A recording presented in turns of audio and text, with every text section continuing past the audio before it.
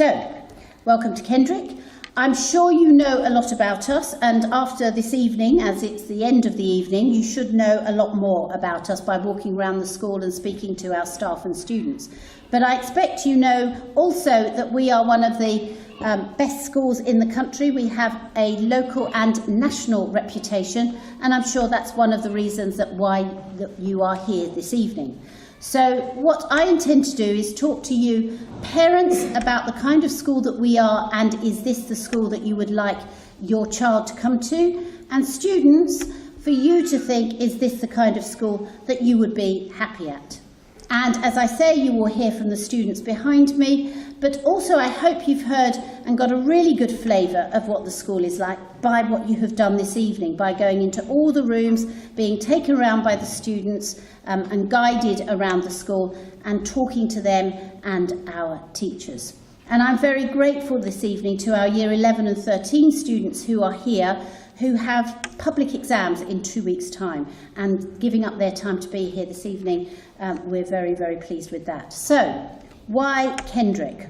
Well, as I said, Kendrick is an excellent school, outstanding results, outstanding in its 4 inspections.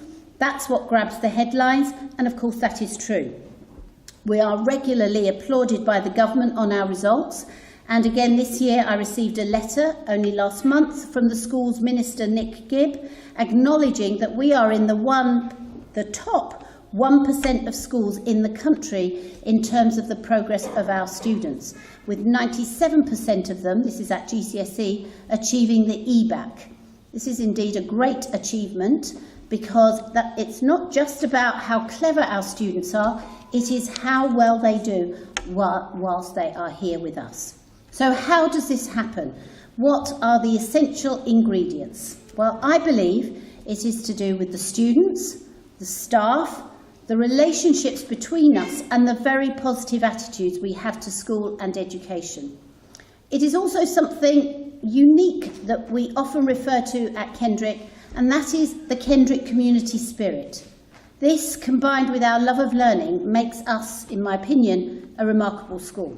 So, people and practice. The students are clever. They work hard, they are motivated, they do very well. They don't have to hide their intelligence or be overwhelmed by others. In fact, I think it's cool to be clever at Kendrick. The headlines about the GCSEs and A-level results are impressive, the university destinations and choices. All of that is very, very impressive, and you can read about that on our website. Students' behaviour, and I'm sure you've witnessed that this evening, is excellent. Their attendance is very, very good, and they always have a positive attitude to learning, and they want to learn. I hope you've noticed from our students this evening, they're very kind, and they're very polite and generous with their time and their attitudes. There is a friendly atmosphere around the school. Students are also creative and enterprising. I'm frequently asked by students about issues and causes they wish to pursue, to do something to make a difference in the school or to help a cause. And I'll tell you what's happened this week when a few students have been to see me. Only yesterday, 2 students came to see me. They are leading a human rights campaign, and they want to raise awareness about people being bystanders and letting discrimination and prejudice thrive. And they want to do something about it, and they want to do some videos and say Kendrick School does not stand for discrimination and prejudice, which I'm very happy to support. Another group of students came to see me this week to discuss period poverty and how we can raise awareness of that and help groups in the local area. So that shows to you the kind of students we have here. Students have a social conscience. They want to make a difference to their community, whether it be to helping homeless on the streets of Reading, who they see as they come into school, to climate change and making the school more environmentally friendly. They do so many things in these areas, and also they raise vast amounts of money. Of course, underpinning the student body are the staff. The teachers, the support staff, the caretaking staff, the canteen staff, everyone in the school. I cannot emphasise enough the quality and high calibre and dedication of the staff at Kendrick. The teachers are specialists in their subjects across the curriculum, in all of our subjects, not just the science and maths, which you hear most about, but in all subjects, and I'll come back to that in a moment. We have an excellent pastoral system of experienced year heads, tutors and mentors, an excellent head of sixth form, who together foster strong relationships with the students, based on mutual respect, empathy and understanding, where I believe students are known as individuals and we respond to their needs. We are committed to mental health and well-being of our students and, of course, staff, and we prioritise this in our planning. We are currently a hub school for the LINK project led by the local authority, and we are supporting other schools in this vital work. I cannot emphasise enough how important the mental health of the students and the staff is for us in school, and how we try to accommodate and support students and staff with this. There is excellent academic monitoring, and students know what they need to do to progress, and we track their progress well across the whole school. High quality learning and teaching. We dedicate a lot of our staff training to practicing new ideas of learning and teaching, and we reflect on what we do to try and improve our practice. We are never complacent and say we know it all, but we will always strive to learn and find out and identify new and good practice, and where we can, we share that with others. Finally, working with me is my super senior leadership team, with Mr. Simmons as deputy, the two assistant heads, Mr. Hill and Dr. Perry, and the head of sixth form, Miss Stacey. Also the senior support staff that work closely with me, Miss Emberson and Mrs. Sandy. So what else do we offer? Well, I think we've got a super learning environment, and you've been around the school. We're very small and very compact, but I hope you've noticed the wonderful facilities that we have. We don't have fields, but we have almost everything else. A sports hall, a sixth form block, a swimming pool, science facilities. I think we've got about 9 science labs. And recently we've got a lovely new conservatory at the side of our library, which doubles up as a dining space in break times and then a study area for the sixth form in lesson times. All our rooms have computers, laptops, tablets, Chromebooks, iPads, all the things you need for modern learning. And shortly, we shall have another new building. You're probably thinking, where are we going to put that?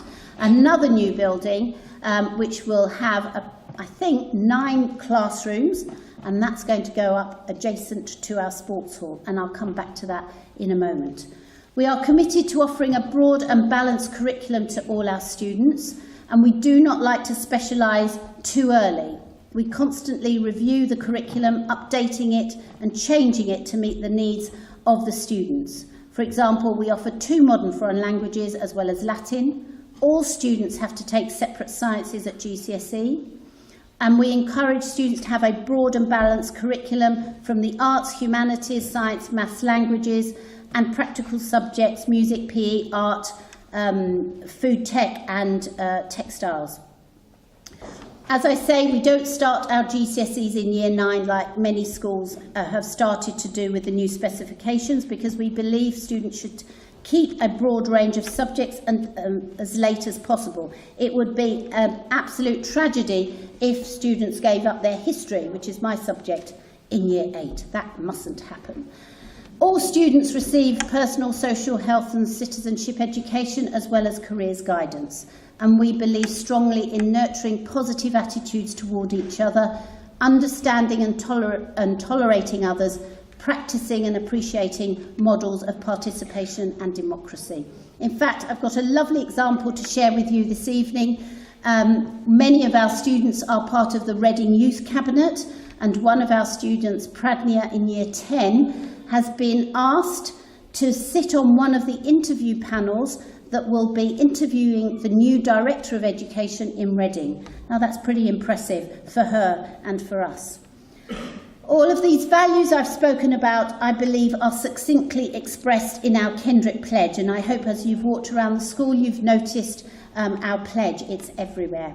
We have a most energetic and active house system. The students will talk to you about that. A very important student voice led by our head girl team and school council. We offer lots of activities. The students will talk to you about that. And we have lots of partnerships with schools and groups outside of Kendrick. Hopefully you've seen and met some colleagues from Reading Girls' School, and I think Mr Gargan was here this evening, the head of Reading Girls. We do lots of work with primary schools and with secondary schools, and we lead something called the Science Learning Partnership in the southeast of England, which provides education and professional development for science teachers. We have a very strong Kendrick Parents Society. They have just raised in their recent raffle over £10,000, which will come into school. That is amazing. We have a fantastic governing body, very highly able and dedicated. And I